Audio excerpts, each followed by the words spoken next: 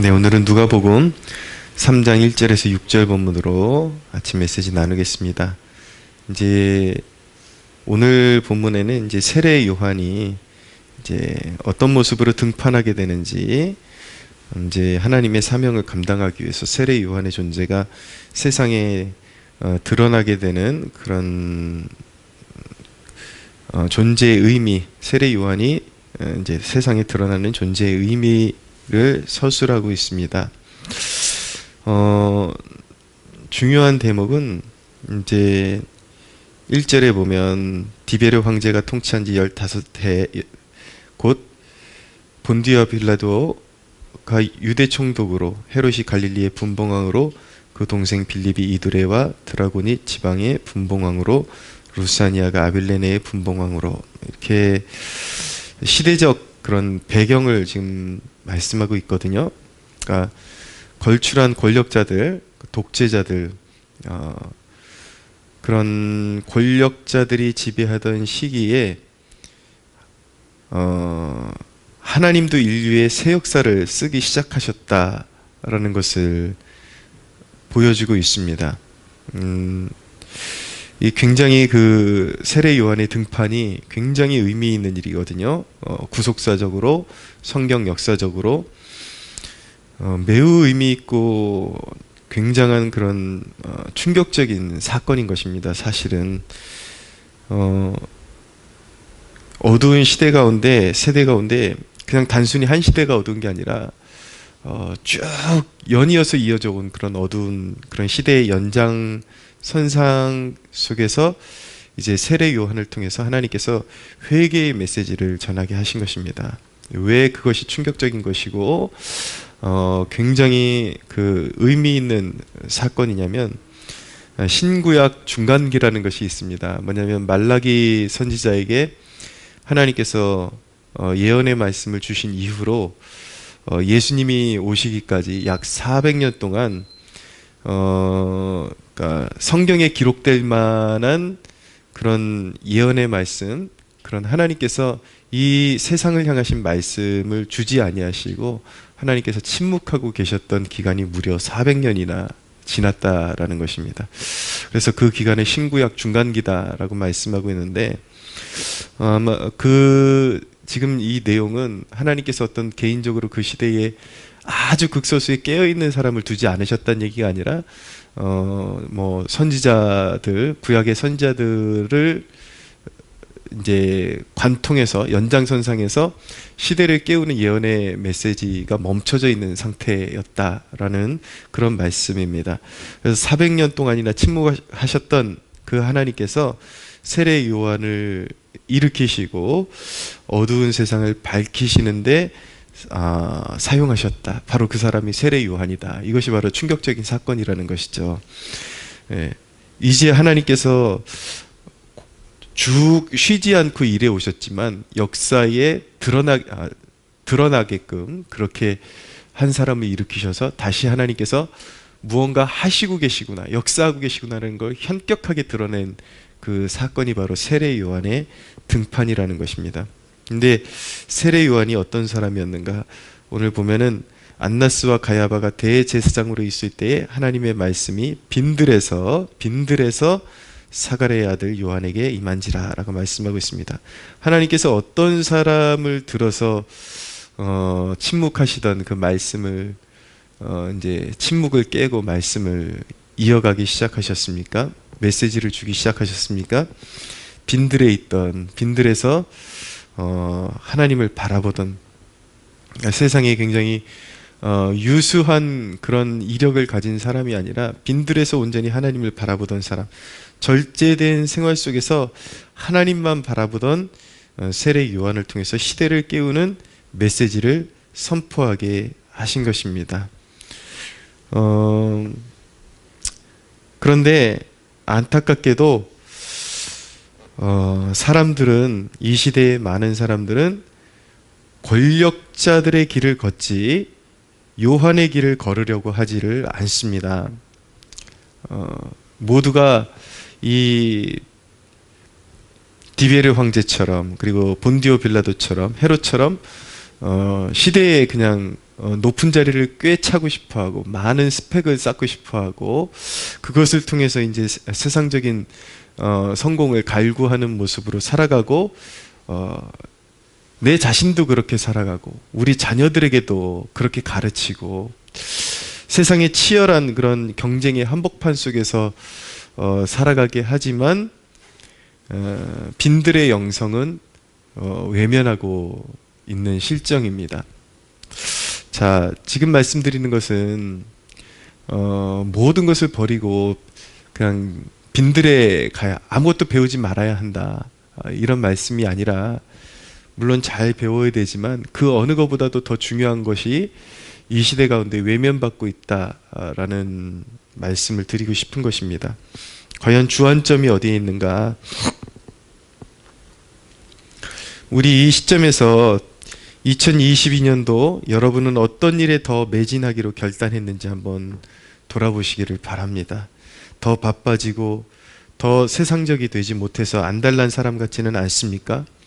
내가 여태까지 실패하고 내가 여태까지 하나님 앞에 쓰임받지 못했던 이유가 더 세상 사람 같지 못해서, 더 스펙을 추구하지 못해서, 더 무언가 세상적인 이력을 쌓지 못해서 이러고 살고 있다라고 그렇게 생각하고 여러분들의 계획에 정말 치명적인 오류를 발견하지 못하고 이전보다 더 바빠지기만 하려고 하고 더 야무진 계획을 세웠으나 더 중요한 것들에 대해서 간과하고 있지는 않은지 한번 더 많은 시간이 흘러가고 난 다음에 깨닫기 전에 아직은 그래도 2022년도에 초두에 우리가 서 있기 때문에 지금 점검하는 것이 훨씬 이롭고 지혜로운 일이라는 것을 우리가 알기 원합니다. 하나님께서 쓰실 만한 사람이 되려면 세상의 이치와 반대로 가야 하는 것입니다. 할 수 있는 한 일을 줄이고 할 수 있는 한, 안 그래도 바쁜 그런 시대인데 세상을 살아가고 있는데 거기다가 더 모자라가지고 더 세상적인 이력을 쌓기 위해서, 세상적인 커리어를 얻기 위해서 그렇게 이제 시간을 할애하고 있지는 않은지 우리가 돌아봐야 되는 것이죠. 그래서 불가피하게 우리가 남에게 매여 있기 때문에 바쁠 수도 있고 여러 가지 이유 때문에 바쁠 수도 있지만 거기에다 더 바쁜 일들만 더해가는 것은 결코 옳지 않은 처사다라는 것을 알아야 합니다. 그래서 할 수 있는 한 일을 줄이고 삶을 단순화시키는 그러한 태도가 우리에게 필요합니다. 그런 결단이 필요합니다. 우리에게 진정으로 더 확보되어야 되는 것이 무엇입니까? 말씀을 묵상하는 시간을 더 확보해야 하는 것입니다. 세례 요한의 빈들이라는 것은 단순히 세상적인 교육을 거부하고 그런 것을 의미하는 것이 아니라 바쁜 이 시대 가운데 우리가 말씀을 어떻게 적용할 것인가. 세례 요한이 하나님을 바라봤던 빈들, 그 빈들이 의미하는 것은 바로 하나님과 더 친밀해질 수 있는 시간을 확보하는 것, 그것을 의미하는 것입니다. 말씀을 묵상하는 시간을 더 확보하십시오. 하나님의 음성에, 세상의 소리보다 하나님의 음성에 더 가깝게 다가서려는 노력이 필요합니다. 말씀으로 채워지고 말씀으로 세상을 분별하고, 그리고 갈수록 더 급박해지고 어두워지는 세상 가운데 전달해야 될 메신저가 되어야 되는 것이죠. 메시지의 전달자가 되어야 하는 것입니다. 하나님 앞에 조금 더 머무르면서 기도하십시오. 저는 이제 가끔씩 영성에 관한 책들을 읽는 것을 이제 즐기는데 어떤 인물들이 하나님 앞에 살아오다가 이제 어떤 신학의 바운더리를 뛰어넘어서 하나님께서 어떤 한 시대 가운데 사용하신 사람들이 어떤 영성을 추구했고 하나님과 어떤 교제를 나눴고 뭐 이런 어떤 역사적인 그런 이야기를 담은 그런 책들을 이따금씩 이렇게 섭렵하는 것을 좋아합니다. 근데 이런 책들을 보면은 하나님께서 어떤 시대적인 인물, 그러니까 상황마다 어떤 인물들을 사용하시는데 한결같은 특징이 무엇이냐면 전혀 완전히 무명의 상태에서 수년 동안 기도만 하게 하시는 거예요. 그래서 뭔가 이렇게 성령의 이끄심을 느끼고 수년 동안 그냥 고립된 상태에서 기도만 하게 하시고, 하나님의 때가 무르익었을 때에 그 사람의 메시지가 세상에 드러나기 시작하고 그 사람의 존재가 이제 세상에 알려지기 시작하면서, 물론 화려하게 알려지고 그런 것이랑은 거리가 멀지만 어떤 아웃사이더적인 그런 존재로서 이렇게 메시지가 선포되게 하시고, 어두운 시대에 그런 등불과 같은 역할을 감당하시도록, 그렇게 해서 하나님의 메시지가 전달되도록 그렇게 역사하신다라는 사실을 보게 되었습니다. 근데 시대를 막론하고 하나님께서 누군가를 세우시고 하나님의 사람을 세우시는 방식은 동일하다라는 것, 어제나 오늘이나 변치 않고 동일하다라는 것을 알게 되는 것이죠. 수년간의 준비기간, 세례 요한이 빈들에서 하나님만 바라보고 절제된 삶을 통해서 하나님만 추구하면서 시대를 깨우는 메신저로 준비된 것처럼, 그런 기간이 필요하다.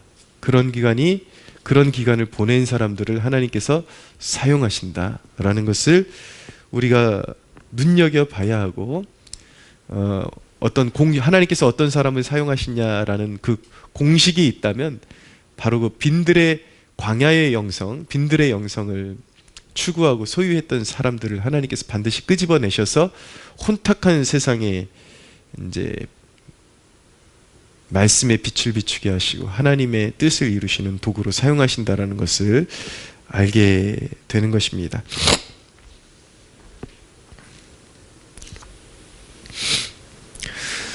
아울러서 우리가 기억해야 되는 것은, 여러분이 하나님의 사람으로 빚어지기까지 회개가 참 중요하다라는 것을 알아야 합니다. 세례 요한의 사역은 주님의 길을 준비하는 것이거든요. 5절에 보니까 모든 골짜기가 메어지고 모든 산과 작은 산이 낮아지고 굽은 것이 곧아지고 험한 길이 평탄하여질 것이요 모든 육체가 하나님의 구원하심을 보리라. 메시아의 길을 앞서가서 그 길을 평탄하게 하는 것. 그러니까 인류의 문제는 너무나도 그 장애물들, 세상적인 가치관으로, 그리고 혼탁한 그 영의 상태로 있기 때문에 전혀 하나님의 구원의 빛을 볼 수 없는 상태에 머무르고 있는데, 세례 요한이 회개의 메시지를 선포해서 사람들 마음 가운데 그런 탐욕, 정욕, 하나님의 은혜를 망각하고 있게 만드는 모든 인간적인 그런 생각들을 내려놓게 만들고 회개케 만들어서 이제 메시아를 받아들일 수 있도록 그렇게 준비시키는 것이었거든요. 그러니까 회개를 통해서 하나님의 영광의 빛을 보게 되고 그 아들의 영광을 보게 된다라는 것을 알게 되는 것입니다. 자, 여러분이 하나님의 사람으로 빚어지는 데 있어서 장애물이 되는 그런 요소들 하나하나를 걷어 치우는 그런 이제 작업이 필요합니다. 물론 그것이 사람의 힘으로만 되는 것이 아니라 철저히 성령의 능력으로 되는 것인데, 우리가 기도 생활하면서 철저하게 우리의 삶 가운데 버려야 할 것들, 그리스도의 영광의 빛이 우리의 마음 가운데 드리워지는 것을 방해하는, 그리고 우리의 눈을 희미하게 만드는 그런 장애물들을 하나하나 걷어낼 수 있게 해달라고 기도해야 됩니다. 소위 회개의 영을 부으소서라는 그런 기도를 드려야 되는데, 그 작업을, 그 과정을 통해서 우리에게 비추어 주시는 여지껏 버리지 못했던 세상 가치관, 주님을 우리가 믿고 따르는 데 있어서 방해물이 되는 그런 것들을 이제 제거하는 작업이 필요한 것이죠.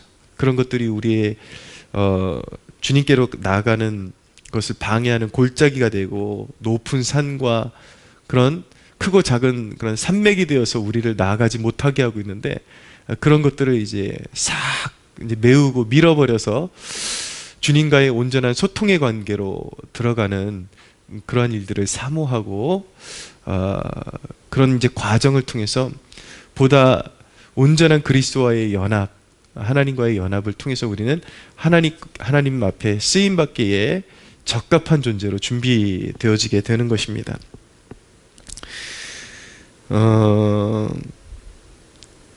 우리가 그리스도를 온전히 믿고 그의 가르침을 따라 살려면 거치는 것들을 반드시 이제 제거해야 하는 것입니다. 사랑하는 여러분, 여러분들의 삶이 어둠을 깨우는 통로가 되기를 축복합니다. 정말 그냥 올해도 여러분들의 힘으로 살아봤고, 작년 한 해도 여러분들의 힘으로 살아봤고, 인간의 그런 생각대로 살아봤을 때 얼마나 진전이 있었습니까? 제가 누누이 말씀드리지만 인간적인 그런 몸부림으로 우리의 삶 가운데 이렇다 할 그런 진전은 그렇게 괄목할 만한 진전은 분명히 없었을 것입니다. 헛된 것들 추구하려고 세상적인 그런 것들에 몰입해가지고 여러분들이 추구하는 회복이 세상적인 것들을, 잃어버린 것들을 다시 찾기 위해서 그것을 찾기까지는 여러분들의 영적인 그런 진전을 이루기 위해서 그런 것들을 추구하기 위해서 그런 여러분들의 영적인 진전을 미루고 있다면 여러분들은 잘못 가고 있는 것입니다. 지금 여러분들이 추구하고 회복을 갈급해야 되는 것은 여러분들의 영혼의 회복, 그래서 지금 당장 하나님의 사명을 발견하고 나에게 어려움을 주셨다면 그 어려움을 주신 이유를 물으면서 그 하나님의, 나에게 이 환경을 주신 하나님의 뜻이 분명히 있음을 믿고 거기서 내가 감당해야 될 일이 무엇인지를 묻기 시작하면서 거기서부터 하나님의 영광을 구하는 존재가 되어야지, 여전히 그런 환경을 주시고 어려움을 주신 하나님의 뜻을 외면한 채 자꾸 헛된 것을 추구하고 잡으려고 거기에 매진해 있다면 결코 여러분들의 삶 가운데 진정한 회복은 누릴 수 없게 되는 것입니다.